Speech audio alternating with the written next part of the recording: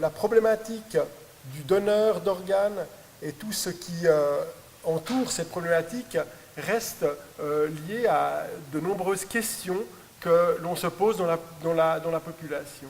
Et lorsque nous préparions cette journée, avec le staff de la transplantation, mais aussi avec M. Blaise Manta, qui est le président de la Fondation Gilles Manta, la Fondation Pro-Transplant, Gilles Manta nous a suggéré le thème que nous allons aborder ce soir. Et plutôt que de m'appesantir là-dessus, je pense que le mieux, c'est de lui donner la parole pour qu'il puisse vous expliquer avec ses mots pourquoi est-ce que ce soir nous avons décidé, et je pense que c'est une bonne idée vu la nombreuse participation, d'aborder le thème de la mort cérébrale, comment est-ce qu'on la diagnostique et qu'est-ce que tout ceci sous-tend. Il faut savoir que, selon les chiffres de l'OFSP, pas moins de 1500 patients sont sur la liste d'attente en 2016.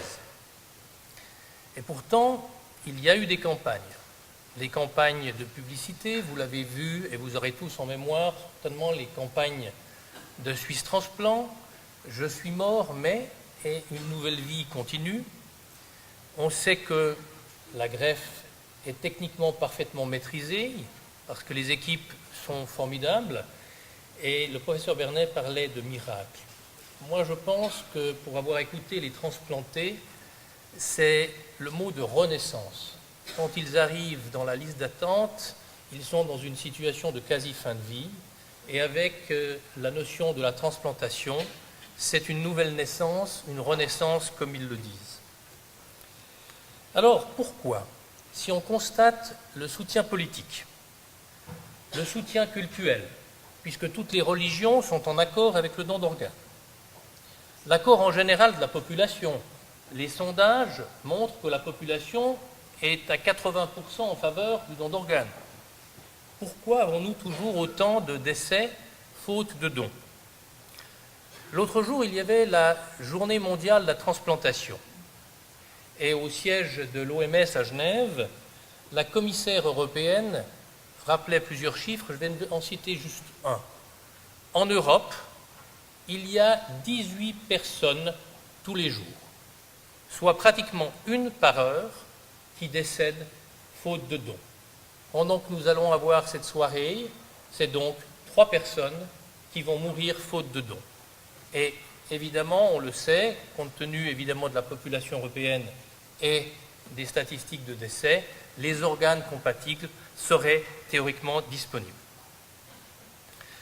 Nous savons qu'un donneur peut sauver plusieurs vies, puisqu'il y a plusieurs organes, et nous savons que nous avons statistiquement beaucoup plus de chances d'avoir besoin d'un organe que de risquer de les donner. Alors pourquoi ? Eh bien, dans le cadre de cette nouvelle activité bénévole, pour moi, j'ai été confronté à des interrogations, à des discussions, notamment dans le cadre des manifestations, conférences et lors de la remise notamment des cartes de donneurs. Et c'est là que je me suis rendu compte des fantasmes et des questionnements importants bien compréhensibles par manque d'informations. Je vais essayer de résumer les 2-3 points principaux qui m'ont toujours frappé par rapport et qui reviennent régulièrement. Si je suis un donneur et que j'ai ma carte de donneur ou que me suis inscrit dans une application et que j'arrive dans l'hôpital et qu'on le sait, est-ce que je serai aussi bien soigné ?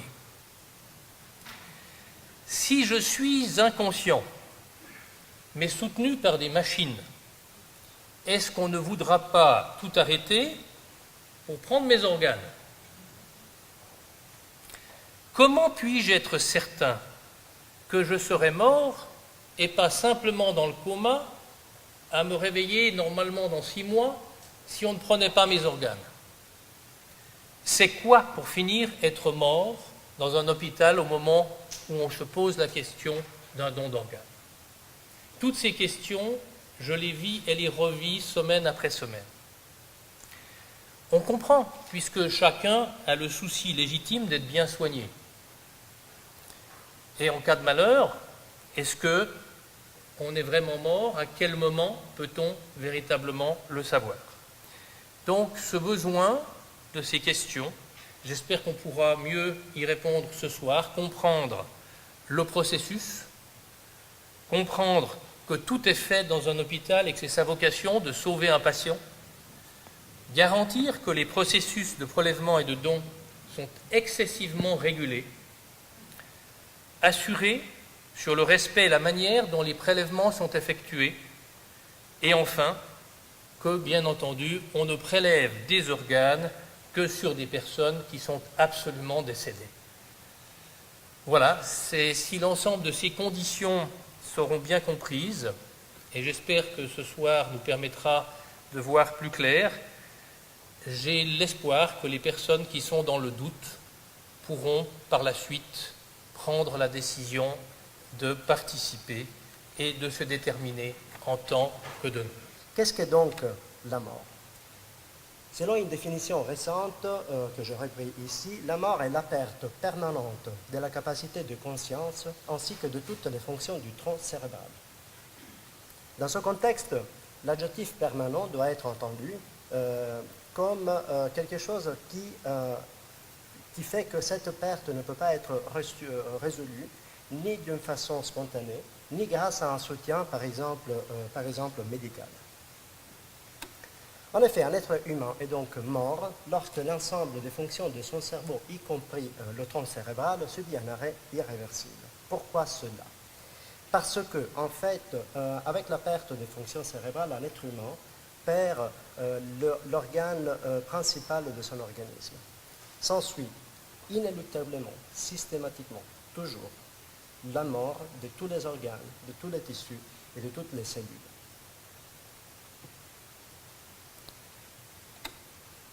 La mort peut être due à deux mécanismes différents. D'une part, on peut avoir un nombre de patients qui décèdent suite à la défaillance complète et irréversible du cerveau et du tronc cérébral, ceci dû à une maladie primaire qui affecte le cerveau. C'est le cas, par exemple, d'un patient qui décède suite à un accident vasculaire cérébral, comme une hémorragie cérébrale, ou, que sais-je, un traumatisme crânien très sévère. Il y a par contre un autre groupe de patients qui font primairement un arrêt cardiaque et circulatoire. De ce fait, le cœur ne battant plus, il n'y a plus de sang qui permet d'irriguer le cerveau qui est nourri par le sang, donc décède. Et on revient, même dans ces cas, au premier cas de figure, donc à une défaillance complète et irréversible du cerveau, y compris le tronc cérébral. Comme vous voyez donc, il existe deux mécanismes pour arriver à une seule condition qui est la mort. La mort est une et une seule. Vous en conviendrez peut-être, la situation est donc assez simple. Deux mécanismes, deux chemins qui mènent à la même sortie. Je me suis donc demandé pour quelles raisons autant de confusion par rapport à ce phénomène.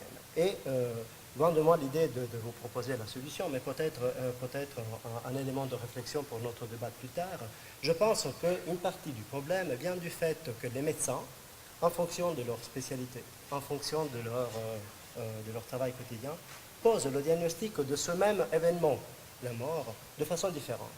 À titre d'exemple, prenons le travail d'un médecin généraliste qui est appelé au chevet d'un de ses patients. Le médecin se déplace au domicile de ce patient et il trouve son patient inanimé sur un lit.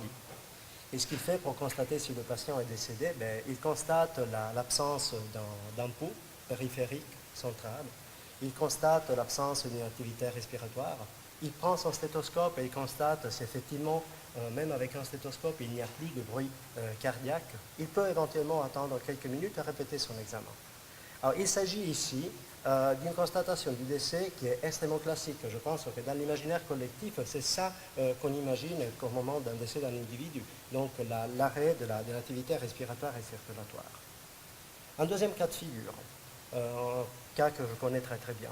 Prenons l'exemple d'un médecin légiste, donc ce médecin un peu particulier qui a la fâcheuse habitude d'arriver assez tard vers ses patients.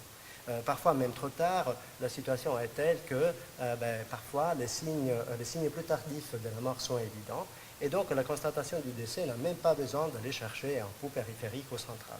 La situation est assez claire. Le troisième cas est probablement le plus complexe. Alors nous passons maintenant aux soins intensifs dans un des services les plus pointus, avec une technologie de pointe qui permet à ces médecins, les médecins intensivistes, avec leurs patients de lutter tous les jours entre la vie et la mort. Alors, parfois, les choses malheureusement ne se passent pas comme l'on souhaiterait, et quelqu'un de ces patients décède.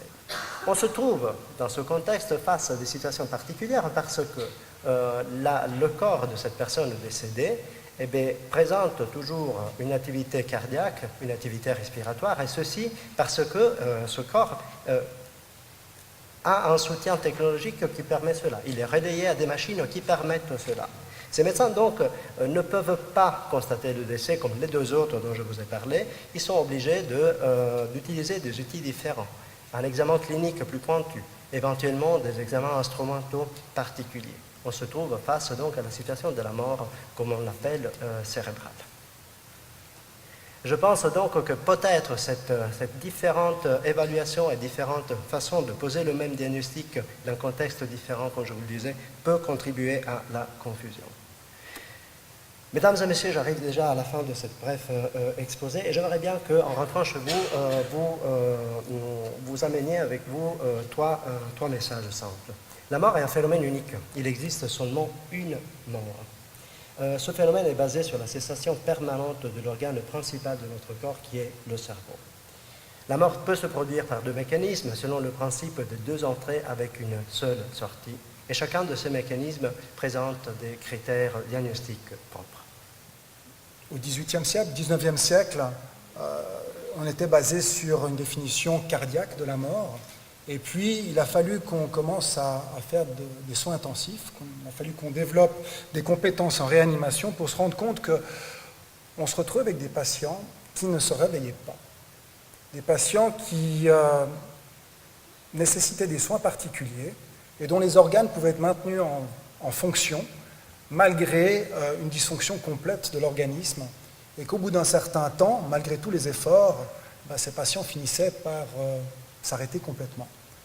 Et donc ça, c'est dans les années 50 qu'on a défini ce qu'on appelle le coma dépassé, c'est-à-dire un état clinique où le patient ne prend plus jamais conscience et malgré tous les efforts, finit par décéder d'une dysfonction des organes. Et puis, ceci a levé pas mal de questions et plusieurs spécialistes et plusieurs domaines se sont mis à réfléchir, un sur jusqu'où on va quand on fait des soins ou soins intensifs. Ensuite, d'autres personnes, plutôt du côté scientifique, se sont demandé, mais en fait, qu'est-ce que c'est que la conscience? Qu'est-ce que c'est que le coma? Et puis, quand est-ce qu'on passe du coma à la mort? Et puis, d'autres personnes se sont posé la question sur... il y a des organes dans ces corps. Et puis, à un moment donné, ces organes, c'est dommage de les laisser, alors qu'on arrive à les maintenir en vie, de les laisser dans ces corps. Et puis, techniquement, on a commencé à réussir certains succès sur l'animal. Donc, on arrive dans les années 60, les années 68, où, à Harvard, une commission s'est mise en place et a fait une revue complète de la littérature en prenant ces différents courants scientifiques, a résumé tout ça pour arriver à une première définition de la mort, où on discutait d'une dysfonction électrique du cerveau, c'est-à-dire un EEG plat, une absence de réflexe du tronc cérébral, et je vais revenir sur ce que ça représente, et puis une dysfonction du cœur et de la respiration. Donc ça, on est en 68 et on a établi les fondements, les bases de ce qu'est la mort cérébrale. Et je dois dire que depuis, dans toutes les nations du monde, on a cessé de faire un effort pour appliquer cette définition. Parce que maintenant que nous avons une définition, eh bien, ce qui est difficile, c'est de faire en sorte qu'elle soit correctement utilisée. Donc il a fallu mettre en place des directives. Et en Suisse, les premières directives datent de 2007, et elles ont été perfectionnées en 2011, justement pour que les choses soient plus simples, plus claires, et moins sujettes à caution. Et le principe de base, c'est d'avoir une structure faite de deux individus, de deux médecins, qui sont formés, et spécifiquement formés, au diagnostic de mort cérébrale. C'est-à-dire que c'est des gens qui, dans leur formation, doivent passer un examen et certifié aptes à faire ce diagnostic. Et ces deux personnes doivent faire le diagnostic indépendamment l'une de l'autre, à deux moments différents. D'autre part, il est extrêmement important de maintenir une indépendance complète dans les équipes médicales entre les équipes qui s'occupent du don d'organes, les équipes qui sont au chevet du patient aux soins intensifs et une personne neutre qui est en rien en relation avec ces deux autres équipes. Donc, l'un de ces deux médecins doit impérativement être totalement indépendant de ces deux équipes. Et puis finalement, eh bien, ce diagnostic de mort cérébrale doit être protocolé, c'est-à-dire qu'on fait une checklist, comme les pilotes dans un avion, qui est représenté ici, et donc on va examiner chaque point et on va le répertorier, l'heure à laquelle il était reporté, et le contresigner, un médecin, puis le suivant. Donc, les différents, il y a 7 signes cliniques. Alors, la première chose, c'est que le patient, il doit ne plus répondre à quelque sollicitation que ce soit. Donc la première chose, c'est que toute stimulation ne doit pas donner de réponse. Et ça, c'est le coma. Le coma doit être d'une origine déterminée, c'est-à-dire qu'on doit avoir une raison pour laquelle le patient est dans cet état. Soit un traumatisme, soit une lésion cérébrale, soit une maladie neurologique qui entraîne ce dysfonctionnement. Si nous n'avons pas de raison, nous ne pouvons pas entamer le diagnostic de mort cérébrale. Ensuite, il faut écarter des diagnostics qui peuvent masquer, c'est-à-dire qui peuvent cacher tous les signes. Il y a certaines maladies qui empêchent les gens de réagir, et donc on doit exclure cette liste de maladies. Et puis par la suite, on examine ce qu'on appelle le tronc cérébral. Le tronc cérébral, c'est une structure qui nous connecte entre les hémisphères et le reste du corps. Et dans ce tronc cérébral, il y a plusieurs couches, et on peut examiner des réflexes sur chaque couche. Le premier réflexe est en fait le réflexe pupillaire. Donc on regarde les yeux, et dans les yeux, il y a cette partie qui peut grandir ou rapetissir comme un sphincter, et par laquelle la lumière rentre. Et quand on stimule à la lumière, normalement, chez tout le monde, ce sphincter se rétrécit. Et s'il n'y a aucune réaction pupillaire, eh bien, il y a absence de réflexe, et la pupille est dans une position bien particulière que l'on reconnaît. Ensuite, il doit y avoir une absence de réflexe entre les oreilles et les yeux. Quand vous tournez la tête, ou quand on simule ceci en mettant du liquide froid dans les oreilles, vos yeux automatiquement se mettent à battre d'un côté ou de l'autre, et ce réflexe est perdu. La protection de la cornée de l'œil est aussi un réflexe qui nécessite une de ces couches du tronc cérébral, et on peut, avec un fin petit fil, venir toucher la cornée, donc la partie transparente de l'œil, et nous devons alors observer un clignement de l'œil. S'il y a absence de clignement des deux côtés, il y a absence de réflexe cornéen. Puis ensuite, une absence de douleur, c'est-à-dire que si l'on fait une stimulation douloureuse, eh bien, même quand le cerveau n'est plus vraiment connecté, le tronc cérébral peut manifester des gestes stéréotypés, des mouvements de flexion ou d'extension anormaux. Tous ces mouvements doivent avoir disparu. Et puis finalement, l'examen, je dirais, le plus objectivable, c'est l'examen de la respiration, où en fait, on mesure par des prises de sang la quantité de CO2, et on peut à ce moment-là déterminer un moment où le patient doit stimuler son réflexe respiratoire. Et si à ce moment-là il ne respire pas, eh bien on peut l'enregistrer, et ceci en fait montre qu'effectivement la partie la plus essentielle du bulbe est affectée. Maintenant, malgré cet examen minutieux qui suffit à faire le diagnostic de mort cérébrale, on peut se retrouver dans des positions de doute. On peut imaginer par exemple qu'un traumatisé de la route qui a la face abîmée ne donne plus accès à ces divers réflexes, et à ce moment-là on est obligé d'utiliser d'autres outils. Et là les autres outils sont très clairement l'absence de circulation du sang au niveau du crâne. Dès que le cerveau souffre, dès qu'il y a une menace sur le cerveau, les cellules du cerveau n'arrivent plus à maintenir la pression entre l'intérieur et l'extérieur des cellules, elles se mettent à gonfler. Ce qui fait que la pression dans la tête augmente à tel point que cette pression coupe la circulation de sang à travers le crâne.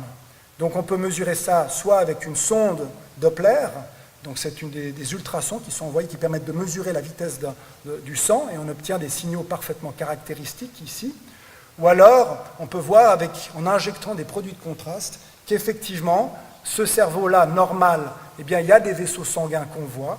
Et ce cerveau ici en dessous, qui est un cerveau d'un patient décédé, on n'observe plus de circulation à l'intérieur du crâne, mais toujours une circulation à l'extérieur du crâne. Quand nous avons sans doute les 7 signes de mort cérébrale, on peut affirmer que le patient est décédé avec certitude. Et si on ne peut pas faire cet examen clinique, eh bien, on peut avoir recours à ces examens complémentaires, radiologiques, qui permettent d'affirmer qu'effectivement le patient est décédé. Et c'est seulement à ce moment-là que le patient peut donner des organes pour une transplantation. En fait, c'est très important de savoir précisément, de savoir avec certitude que quand nous sommes morts. Cette question, cette exigence d'un diagnostic clair, cette question est une question qui a une composante éthique évidente et qui existait bien avant que la greffe d'organes ne devienne possible. En fait, on ne traite pas les vivants comme les morts, ni les morts comme les vivants, et donc on doit pouvoir distinguer entre les morts et les vivants. Ça exige donc un diagnostic clair, observable, certain, définitif, parce qu'autrement, si on a un diagnostic de la mort qui n'est pas définitif, on a un problème avec le diagnostic de la mort. En plus d'être clair, observable, certain, définitif, ce diagnostic doit être dénué de tout soupçon d'opportunisme. L'absence d'opportunisme, c'est très important. C'est dans une des questions d'ailleurs qui préfaçait cette soirée. Une des questions était « Est-ce que je suis sûre qu'on ne va pas interrompre des traitements médicaux qui auraient pu m'aider pour pouvoir prélever mes organes ?» Une manière de traduire cette question serait « Est-ce que je suis sûre qu'on ne va pas me déclarer mort pour pouvoir prendre mes organes ?» Ce serait ça, l'opportunisme. Et c'est vrai que ce serait un véritable cauchemar. C'est vrai que c'est très important d'éviter ça. Alors il faut savoir que quand on est soigné dans un hôpital, on a ses soignants, on a ses médecins, ces professionnels, ces infirmiers, etc., qui ont la responsabilité de s'occuper de nous. Et quand on approche de la mort cérébrale, ce sont des personnes qui sont les équipes des soins intensifs.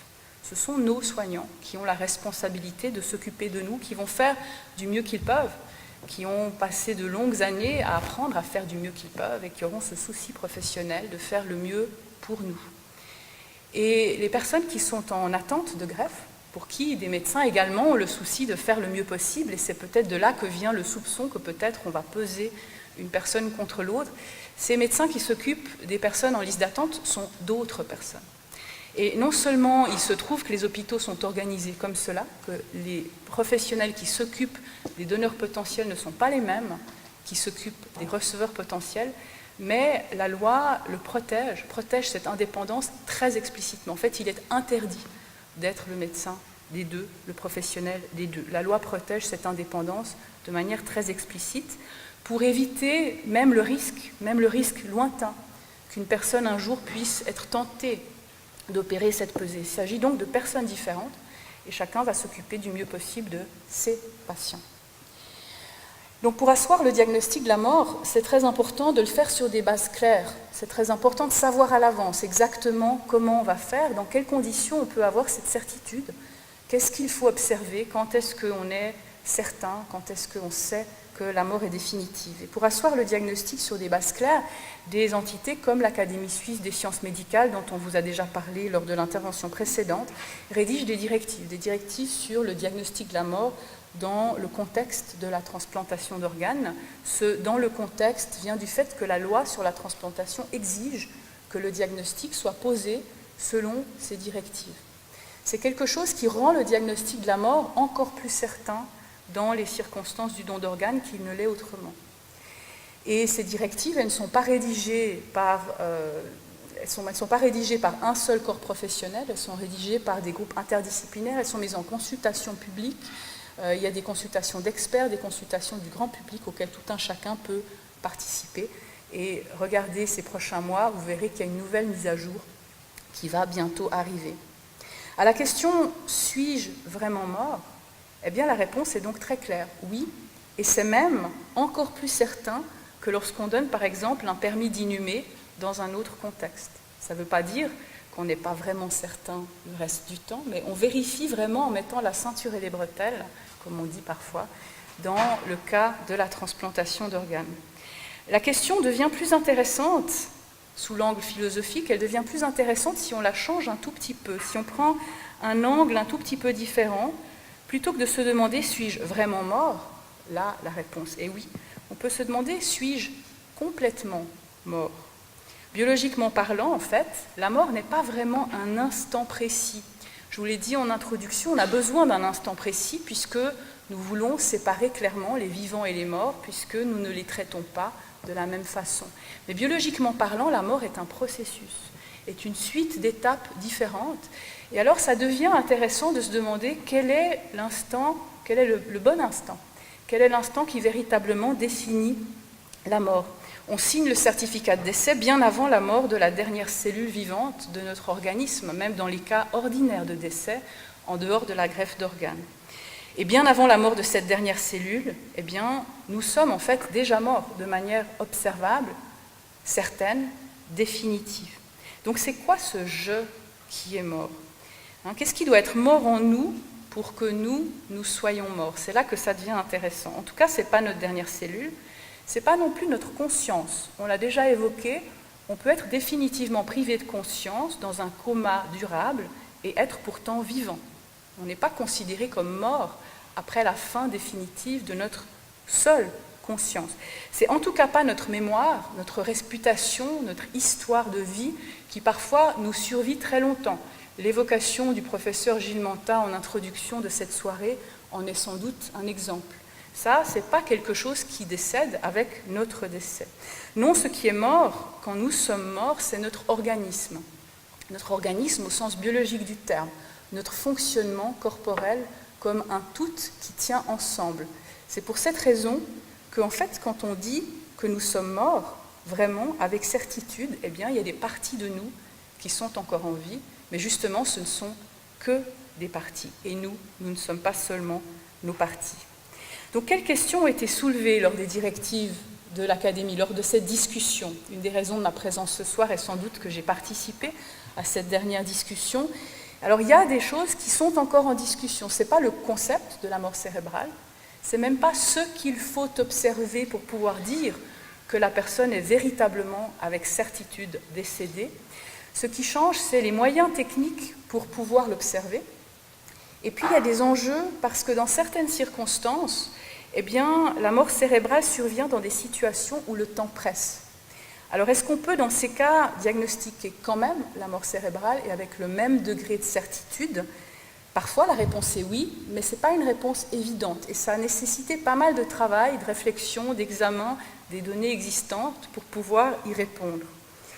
Et puis, il y a des situations dans lesquelles la personne est sans doute, vraisemblablement, déjà décédée, mais où il n'y a pas encore eu le temps de réaliser le diagnostic qui apporte la certitude et où le temps presse. Et la question parfois est, mais qu'est-ce qu'on aurait le droit de faire pour augmenter la viabilité des organes avant d'avoir formellement diagnostiqué la mort, mais alors qu'on est en fait convaincu que la personne est déjà décédée. C'est une question délicate parce que justement on n'a pas encore la certitude et il s'agit de mesures qui sont pour la plupart invasives. Et là c'est aussi une question éthique délicate de savoir ce qui doit être autorisé, ce qui doit être interdit, au nom de quoi, dans quelles circonstances. Ces questions ont un aspect très technique, c'est la directive de l'Académie suisse des sciences médicales à laquelle j'ai participé qui était la plus technique, mais c'est en même temps des questions humaines très délicates et on comprend qu'il faille les régler bien à l'avance pour ne pas être pris de court sur le moment, parce qu'alors on devrait accepter ce qu'on refuse d'accepter, de l'incertitude dans ce moment du diagnostic de la mort. Donc la question qui m'a été posée, ou auquel on m'a demandé de répondre, c'était comment un patient en mort cérébrale devient un donneur d'organes. En fait, ce patient ne va pas quitter les soins intensifs au moment où il passera du patient avec une lésion cérébrale à donneur d'organes. Donc qu'est-ce qui change finalement dans la pratique clinique et qu'est-ce que font les médecins des soins intensifs dans ces circonstances ? D'accord. Donc en fait, un patient en mort cérébrale, comme l'a expliqué le docteur Bijlenga, c'est quelque chose d'irréversible puisqu'il est déclaré mort. Donc à partir de là, ce qui va se passer, c'est qu'on aura un changement des buts thérapeutiques et de ce qu'on va faire pour ce patient. On va passer d'une réanimation du patient à une réanimation de ses organes pour assurer une perfusion des organes. L'explication, c'est qu'un patient qui vient avec un trauma crânien, par exemple, on va s'assurer d'avoir une perfusion cérébrale correcte, mais c'est au prix des fois de pressions beaucoup plus élevées qu'est-ce qui n'aurait besoin ces organes et ce qui peut être délétère pour les autres organes, mais le but étant d'assurer le fonctionnement de son cerveau, on va peut-être dire que pour l'instant, le fonctionnement des reins est un peu moins important et qu'il faut absolument perfuser le cerveau. À partir du moment où le but n'est plus de perfuser le cerveau puisque le patient est en mort cérébrale, on va changer en fait de paradigme et passer à une réanimation d'organes. À partir de là, ce qu'on va aussi faire, c'est qu'on va évaluer si ce patient est un potentiel donneur d'organes. Ça veut dire s'il n'a pas des critères d'exclusion que sont les maladies oncologiques, les infections graves et non contrôlées, une tuberculose active, la rage, alors ça c'est quand même extrêmement fréquent, ça suit évidemment pas, et des maladies dégénératives d'origine inconnue ou des maladies à prion. Donc ça, c'est des choses qu'on va faire en préalable, puisqu'après, il va falloir informer la famille d'une part du décès du patient si ça n'a pas été fait, et puis d'autre part de rechercher la volonté présumée du patient. Ça ne veut dire pas l'avis de la famille, mais qu'est-ce que le patient jusque-là avait émis, est-ce qu'il avait une carte de donneur, est-ce qu'il s'était prononcé par rapport à un don d'organes, et savoir s'il y a un consentement au don d'organes et aux mesures préliminaires. Une fois qu'on a cet accord, on va faire ce qu'on appelle du maintien du donneur, c'est-à-dire s'assurer de la préservation des organes. Donc en optimisant la tension artérielle, l'oxygénation, la ventilation et la température, avec des mesures de réanimation, mais avec des buts qui seront différents de ceux qui étaient les précédents. À savoir que par exemple la température d'un patient en mort cérébrale va chuter puisqu'il n'y a plus le contrôle au niveau cérébral, et que ces patients vont devoir être réchauffés activement pendant toute la durée de l'attente du don d'organes. Par ailleurs, on va contrôler l'électrocardiogramme, le laboratoire très régulièrement, et puis il y a des traitements spécifiques qui vont être mis en place. Le cerveau ne fonctionnant plus, la sécrétion des hormones, par exemple, est complètement abolie. Or, ces hormones sont essentielles au bon fonctionnement et à l'homéostasie de l'organisme, et donc il va falloir les redonner de manière artificielle. Et puis, on va maintenir la pression et maintenir l'ensemble des fonctions avec des traitements spécifiques. Ça, c'est essentiel parce que plusieurs études ont montré qu'on perd beaucoup de patients qui seraient des potentiels donneurs si on ne fait pas ces manœuvres-là. Et par ailleurs, on perd aussi, on a possibilité de donner beaucoup plus d'organes. Donc les patients ont des organes en meilleur fonctionnement, ce qui fait que le nombre d'organes qui peut être prélevé par patient donneur sont nettement plus importants si ces manœuvres sont faites correctement. Donc c'est un rôle essentiel dans la procédure du don d'organes. Je ne sais pas si ça... Par ailleurs, une fois que le don d'organes est décidé et que le maintien est en cours, on va aussi évaluer les organes et quels peuvent être les organes qui seront prélevés. Ça va être à l'aide d'une échocardiographie pour voir le fonctionnement du cœur, voir s'il y a des dysfonctions qui contre-indiqueraient le prélèvement cardiaque, d'un ultrason abdominal pour évaluer le foie et les reins et voir s'il y a des pathologies pareilles qui contre-indiqueraient soit un prélèvement, soit qui posent question. Il y a par ailleurs une consultation de pneumologie qui est réalisée pour voir si, en tenant compte de la radio de thorax et de différents laboratoires sanguins, il y a une possibilité de prélever les poumons de ce patient, et puis une consultation d'infectiologie pour s'assurer que même si le patient a une infection, on peut éventuellement prendre ses organes, mais il faudra donner des traitements au receveur. Dans les tests de laboratoire, on va regarder le groupe sanguin, rechercher les sérologies virales et bactériennes, ce qui est juste standard. Et puis, dépendant de l'organe qu'on veut prélever et des centres, ils peuvent nous demander de réaliser par ailleurs des coronarographies, des bronchoscopies, pour être vraiment certains de la qualité en fait, des organes qui vont être prélevés. Tout ça, évidemment, prend un certain temps. Donc, pendant toute cette période, on va s'assurer que le patient reste parfaitement stable au prix de traitements divers et variés de soins intensifs. Une fois que le tour de la question est fait et qu'on sait quels organes peuvent être prélevés et à quel centre ils ont été attribués, à ce moment-là, le patient va partir au bloc opératoire pour le prélèvement. Je voudrais ce soir vous parler plutôt d'humanité, en vous proposant pour cela un exercice difficile, mais ce que j'aimerais que vous fassiez, chacun d'entre vous, professionnels, amis, collègues, publics, c'est de penser peut-être à quelqu'un qui vous est proche, peut-être le plus proche, et puis d'imaginer sa perte brutale, soudaine, et de vous retrouver dans cette situation de famille aux soins intensifs. Et ce que j'aimerais ce soir, c'est partager avec vous un petit peu ce qu'on aimerait vous amener, vous apporter, comment on aimerait vous soutenir pour que vous puissiez comprendre presque de l'intérieur, si j'ose dire, ce processus du don d'organes. Alors, vous l'aurez compris, le processus du don d'organes, c'est un long processus qui implique beaucoup de collaborateurs, beaucoup de professionnels. Je vais, pour cela, utiliser cet algorithme qui est une espèce de résumé de tout le processus qu'on va détailler un petit peu ensemble, des différentes étapes du don d'organes. On vous a parlé de donneurs potentiels. Alors, effectivement, le donneur potentiel, il faut... est-ce que vous avez une idée finalement comment on trouve ces donneurs potentiels? Alors, vous avez compris qu'il y avait une question de mort cérébrale, mais finalement, comment on fait? Vous pensez qu'on prend la liste des patients, et puis Amstramgram, paf, c'est toi le donneur?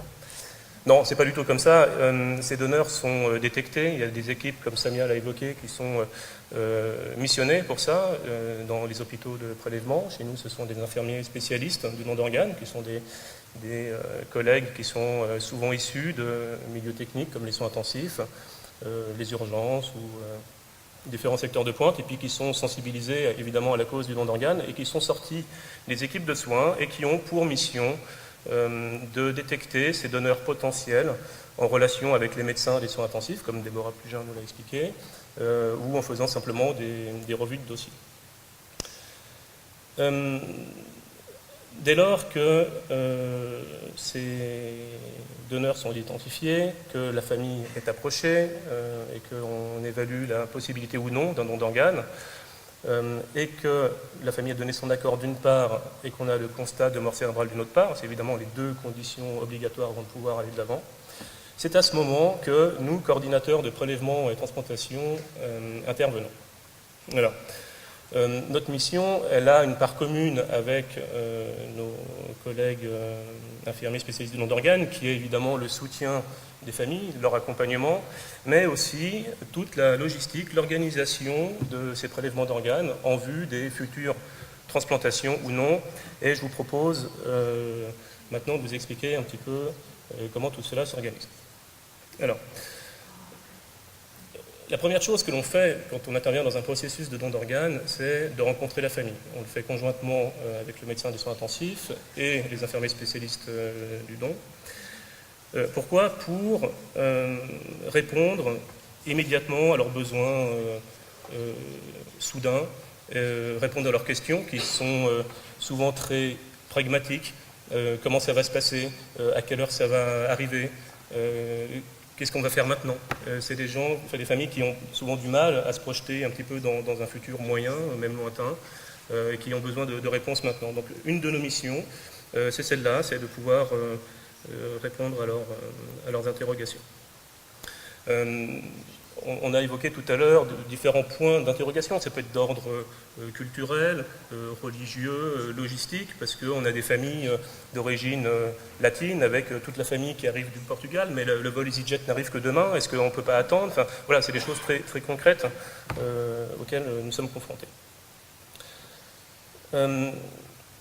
Si vous vous imaginez dans la peau d'un proche dont le défunt vient de décéder, on pourrait vous donner un certain nombre d'informations par rapport à la procédure. C'est-à-dire qu'on a le droit de vous dire à quelle heure va au bloc opératoire. On a le droit de vous dire on a pu prélever tel organe, tel organe, tel organe. On peut vous dire voilà, on a terminé l'opération à telle heure. Et ça, en fait, on le décide avec vous, des proches, la famille, et on vous laisse toute liberté de savoir, de nous dire jusqu'où vous voulez être informé. Et en fait, on essaye de développer très fort cette idée de partenariat, d'accompagnement avec les familles tout au long du processus, évidemment avant, mais aussi pendant et après. Je vais y revenir un petit peu plus tard.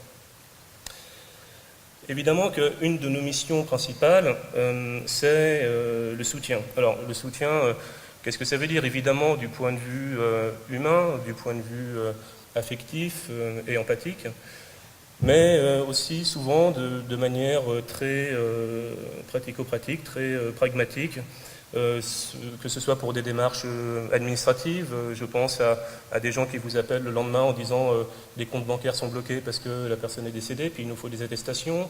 Je pense à des gens qui ont besoin de joindre les pompes funèbres et qui ne savent pas où appeler. Je pense à une mère de famille incapable d'appeler la maîtresse pour dire que son fils ne viendra pas demain parce que son mari vient de décéder. Voilà. Et notre rôle, c'est aussi de pouvoir accompagner ces familles dans ces difficultés du quotidien. Évidemment, nous avons à cœur de les rassurer. On n'imagine jamais à quel point leurs questions peuvent être diverses et insoupçonnées. Je me souviens d'une famille, Déborah nous parlait des examens qu'on organisait complémentaires, les échographies ou les coronarographies, et d'une famille qui nous a dit mais combien tout ça va coûter ? Et finalement, pour nous c'est évident, on sait que tous ces examens ne coûtent rien à la famille du donneur, mais encore faut-il pouvoir leur expliquer et puis les rassurer. Donc, voilà. Donc, l'éventail est extrêmement large de tout ce qu'on peut leur amener.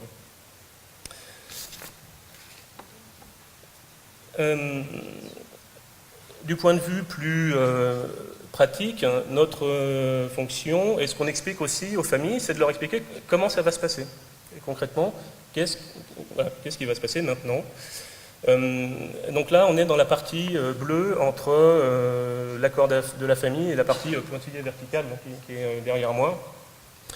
Effectivement, nous allons commencer à organiser un certain nombre d'examens, divers et variés, je ne vais pas rentrer dans les détails, mais des prises de sang, des examens de radiologie, et puis pour faire une photo, une espèce de carte d'identité des organes du donneur potentiel. Parce que même si la loi est très claire là-dessus, que tout le monde peut être donneur, on ne peut pas refuser quelqu'un, malgré tout, il peut y avoir après certaines contre-indications médicales au don, comme j'en cite une parmi tant d'autres, mais un cancer non guéri depuis moins de 5 ans, c'est une contre-indication au don d'organes. C'est un processus long, encore une fois, le temps de solliciter tous nos différents acteurs, partenaires, professionnels. Un don d'organes, ça veut dire faire venir des laborantins, des biologistes, des immunologues, des spécialistes d'infectiologie, des chirurgiens, des néphrologues, enfin, un certain nombre de personnes. Et puis chacun va pouvoir apporter son soutien, son évaluation, tant à la famille qu'au donneur dans son évaluation. Et notre rôle va être ensuite de collecter toutes ces informations pour pouvoir les transmettre à Suisse Transplant. Alors, je vais vous faire une toute petite approche de comment ça se passe, comment on fait pour attribuer des organes, parce que vous allez me dire, bon ok, alors maintenant j'ai bien compris que vraiment je suis mort, mais finalement qu'est-ce qui me dit que l'organe ne va pas aller à telle ou telle personne qui aura payé, etc. Alors, la gestion des organes se fait de manière nationale. Nous avons un système informatique qui s'appelle le Swiss Organ Allocation System, qui est un système informatique dans lequel tous les centres de transplantation de Suisse ont rentré les informations de tous les receveurs, de tous les organes, de tous les groupes sanguins. Et quand un centre a un donneur, le coordinateur en charge va rentrer toutes les informations du donneur dans ce même système. Et le système, il est plutôt malin, et il a un certain nombre d'algorithmes, tous plus compliqués les uns que les autres, qui permettent de définir, en fonction des informations qu'on lui donne, pour qui va aller l'organe. C'est-à-dire qu'en fait, ce qu'il fait, c'est qu'il prend la photo du donneur, et puis il passe en transparence, comme ça, la photo de tous les receveurs, et puis il va nous faire une liste par organe, par groupe sanguin, au niveau national, en disant, voilà, cet organe, en premier, il irait mieux à tel patient qui est à Zurich, par exemple, parce qu'il attend depuis plus longtemps, parce qu'il a une maladie plus grave, ou pour tel ou tel critère. Et puis en numéro 2, c'est tel patient qui est à Lausanne, puis en numéro 3, celui qui est à Genève, etc., etc. Et pour chaque organe. Donc on n'a absolument aucune possibilité de tricher. C'est le système qui régit ça. Et c'est en relation avec les coordinateurs nationaux de Suisse Transplant qui sont basés à Berne et avec qui on travaille en étroite relation avec tous les coordinateurs de Suisse. On est à peu près une quarantaine comme ça, tous connectés les uns aux autres. Alors, c'est un système qui fonctionne bien, mais chronophage. Pourquoi ? Parce que lorsque vous proposez un organe à un centre receveur, il doit l'accepter. Je vous ai dit tout à l'heure que la loi était claire, tout le monde peut être donneur. Néanmoins, il se peut parfois qu'on vous propose un organe pour un de vos patients et vous le refusez. Pourquoi? Parce que voilà, mon patient a la grippe et on ne peut pas le transplanter dans ce cas-là. Donc du coup, je dois décliner et puis la proposition va au numéro 2. Et puis si le numéro 2 refuse aussi pour une raison X, Y, et ça passe au numéro 3, etc., etc., etc. Et on fait ça pour chacun des 7 organes transplantables du corps humain. Évidemment, ça peut prendre beaucoup de temps quand on sait que chaque centre a 1 heure pour accepter un organe, voire 2 heures pour le rein. Donc c'est encore une fois un processus long, mais qu'on respecte parce qu'il est évidemment, vous imaginez bien, pas question pour nous de prélever des organes chez quelqu'un qui fait un acte de générosité extrême sans savoir à qui il ira. Alors moi, je ne sais pas à qui il ira. Suisse Transplant le sait, mais on prend évidemment le plus grand soin à ne pas gaspiller ces organes trop rares au regard de tous ces patients qui meurent en liste d'attente chaque année pour faute d'organes. Donc on prend beaucoup de temps pour organiser tout ça, et puis avant de pouvoir aller au bloc opératoire. C'est-à-dire que quand on va au bloc opératoire, on sait que tel ou tel organe va pouvoir être prélevé et qu'il va partir dans tel ou tel centre de transplantation. Un tout petit mot sur le bloc opératoire. La règle, c'est que chaque centre qui accepte un organe envoie son chirurgien pour venir le chercher. Alors tout ça aussi prend du temps dans la logistique, parce qu'un chirurgien de Zurich va peut-être venir chercher, je dis n'importe quoi, les poumons, un de Lausanne va venir chercher le cœur, et puis ces chirurgiens vont venir par des moyens de transport différents, un en hélicoptère, l'autre en ambulance, et puis repartir dans un ordre différent. Donc ça, c'est aussi une des missions du coordinateur qui reste présent avec le défunt tout au long de la procédure, à la fois pour l'accompagner et aussi pour organiser tout ça. Mais ce que je veux dire à travers ça, c'est que c'est une logistique qui est pointue. Pourquoi ? Parce que c'est une intervention chirurgicale, un prélèvement d'organes et un don d'organes.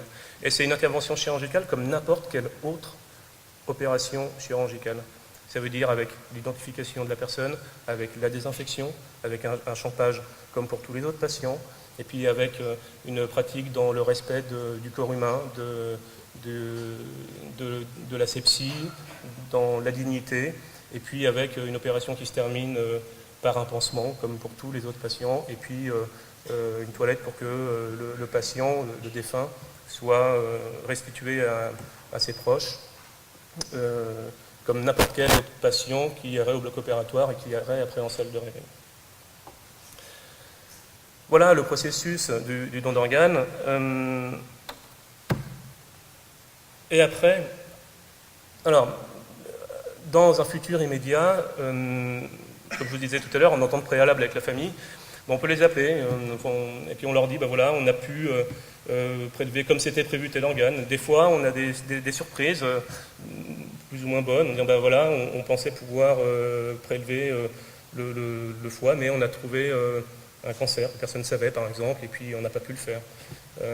Et puis, quelques jours plus tard, on reste en contact avec ces familles, et souvent, encore une fois, s'ils l'ont accepté, on leur envoie une lettre d'information. Et dans cette lettre, on leur explique que tel organe a pu être transplanté, et puis que le receveur a pu partir d'hôpital, et puis qu'il a pu retrouver un début de vie normal, et puis d'autres pourront reprendre le travail. Et puis ce suivi, finalement, il ne s'arrête pas là. Il dure tout le temps, entre eux et nous, dans les années qui suivent. Souvent, à date anniversaire, on a des familles de donneurs qui nous contactent et puis qui nous demandent « Tiens, est-ce que vous avez des nouvelles des receveurs ?» Et puis, ce qui est finalement la plus belle des récompenses pour nous, c'est cette relation qui se développe entre les donneurs et le receveur. Alors vous allez tous me dire « Mais enfin, c'est anonyme. » Oui, mais en vérité, les receveurs ou les donneurs, ça marche dans les deux sens, ont tous la possibilité d'écrire une lettre de remerciement ou pour poser des questions, savoir comment ça va, à leur donneur ou alors à leur receveur. Alors évidemment, vous imaginez bien que ça passe d'abord par les coordinateurs de prélèvement et de transplantation ou les infirmiers spécialistes du don d'organes. Alors pourquoi ? Parce qu'on doit garantir l'anonymat, vérifier qu'il n'y ait pas d'informations qui permettent de se retrouver, parce que ces gens ont cette manie de vouloir éplucher les journaux pour savoir qui est leur donneur. Et puis, des fois, il faut la traduire, la lettre, parce qu'on n'est pas dans la même région, ou pas dans le même pays, parce que je vous parle de la Suisse, mais c'est un réseau qui fonctionne aussi au niveau européens. Et puis, de la même manière, complètement libre, on appelle via Suisse Transplant la famille du donneur ou le receveur en disant voilà, on a un courrier pour vous, un petit cadeau, c'est encore arrivé là, en début de semaine. Est-ce que vous l'acceptez, oui ou non? Enfin, voilà, les gens ne sont pas forcés. Et on a, grâce à ça, des familles qui sont en relation depuis plusieurs dizaines d'années. Et je crois que pour nous, c'est probablement la plus belle des récompenses. J'espère que les questions que nous avions évoquées pour annoncer cette soirée, eh bien vous y avez trouvé réponse ce soir. Je pense qu'il y aura encore quelques personnes qui seront présentes ici pour répondre à 2-3 questions si vous êtes timide de les poser en public. Mais sinon, donc je vous remercie de votre présence. Je pense que c'était un débat extrêmement intéressant. Et je pense que je vous convie d'ores et déjà à la journée de l'année prochaine dans laquelle nous aborderons un sujet évidemment différent.